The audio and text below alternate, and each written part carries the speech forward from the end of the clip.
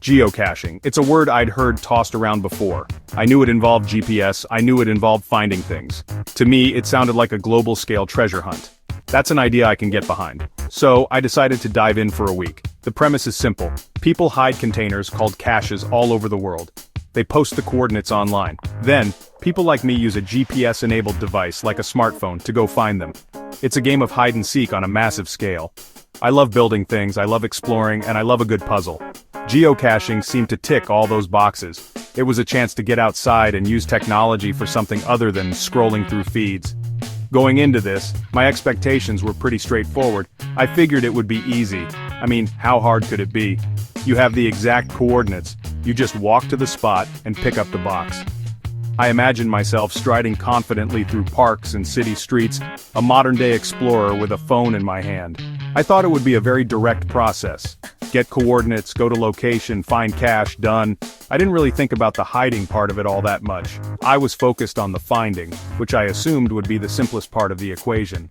I was, as it turns out, wonderfully and completely wrong about the ease of it all.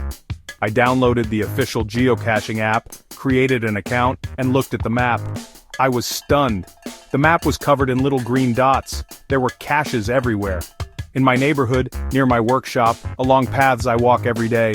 It was like a secret world had been revealed, hiding just under the surface of the one I already knew.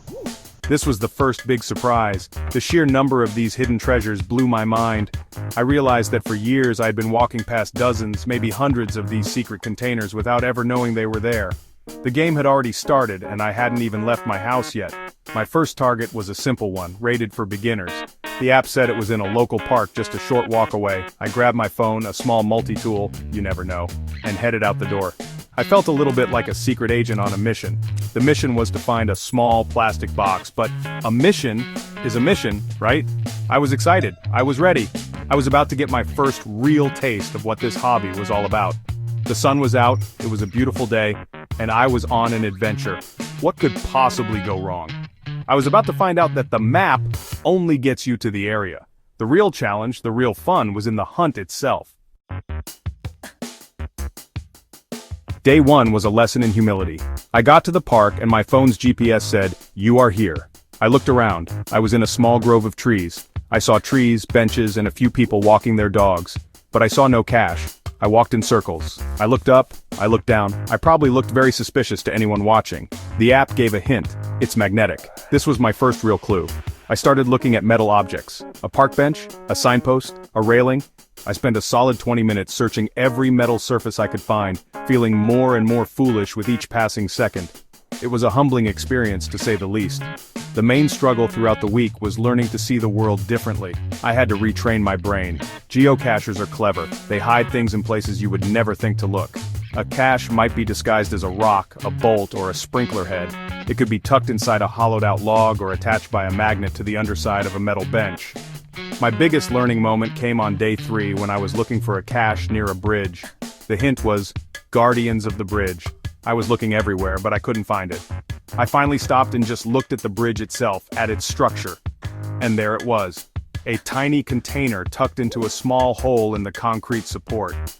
One of the most helpful things I learned was to read the recent activity logs from other finders. These logs often contain subtle hints or clues. Someone might say, "Needed my tweezers for this one," which tells you it's probably a tiny nano cache. Or they might say, "Great view from here," which tells you to look up. These little breadcrumbs left by the community are invaluable. It's like having a team of fellow explorers helping you along the way. It's not cheating, it's collaboration. This communal aspect was something I hadn't expected, and it quickly became one of my favorite parts of the whole experience. I wasn't just on a solo mission, I was part of a team. Another challenge was dealing with muggles, the non-geocaching public. You have to be sneaky. You can't just start pulling apart a rock wall or sticking your hand into a suspicious-looking hole in a tree when people are watching. It requires a bit of stealth and a lot of patience. You have to wait for the coast to be clear. I learned to pretend I was tying my shoe or looking at something on my phone while I was actually scanning the area for the cache. It adds another layer to the game, a sort of real-world spycraft that I found surprisingly fun. It's a quiet thrill, trying to pull off the find without anyone noticing what you're really doing. The best moment of the week happened on day 5. I was after a cache that was rated as particularly difficult. It was in a busy urban area, and the logs from other finders were full of frustration. Many had given up. I had been there for nearly an hour. I had searched high and low. I was about to admit defeat myself. I sat down on a ledge to rest, feeling a bit dejected. As I sat there, I just looked. I stopped searching frantically and just observed the environment. My eyes scanned a brick wall, and I noticed one brick that was a slightly different color. The texture was just a little off. My heart started to beat a little faster. I casually walked over to the wall, trying to look like I was just stretching. I reached out and touched the brick. It was loose. It wasn't a real brick at all. It was a perfectly crafted fake, a hollowed-out piece of plastic designed to look exactly like the real thing.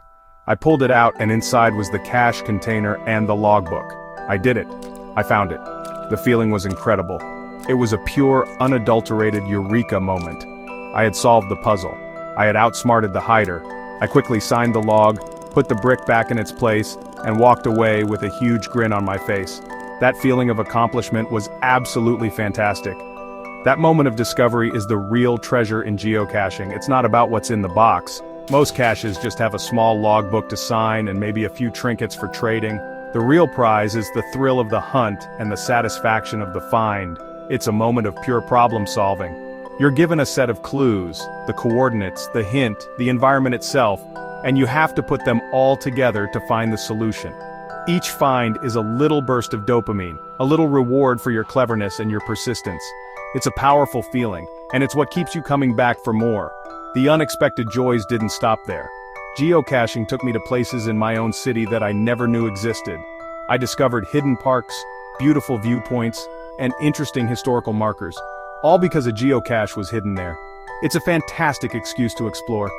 I found myself walking more, spending more time outside, and paying more attention to the world around me. Instead of just walking from point A to point B, I was actively looking at my surroundings, noticing the little details I would have otherwise missed. It turned a simple walk into an adventure, a quest. It made the familiar feel new and exciting again. Comparing my first day to my last day is like night and day. On day one, I was a clueless beginner, wandering around in circles and feeling frustrated. I was looking, but I wasn't seeing. By day 7, I had developed what I can only describe as geocaching eyes. I walked with a new sense of purpose. I was scanning for anything out of place, anything that could be a potential hiding spot.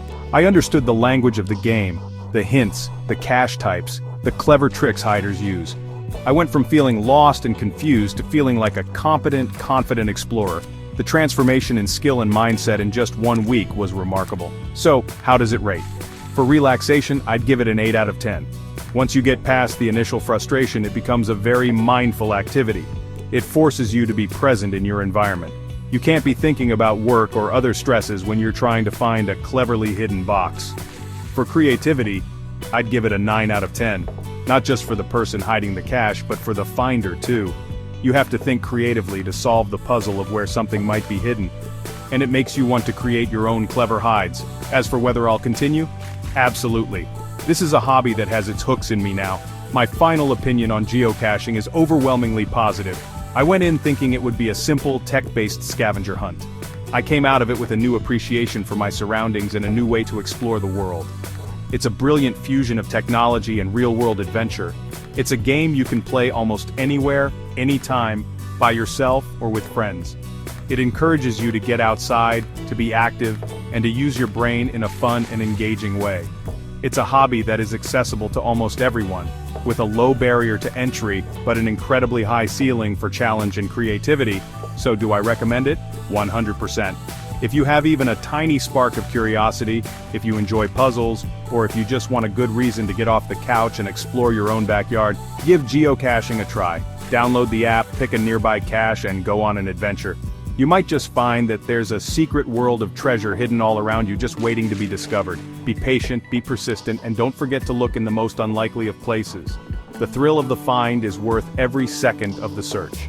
Now if you'll excuse me, there's a cache with a 4.5 difficulty rating just a few miles away, and it's calling my name.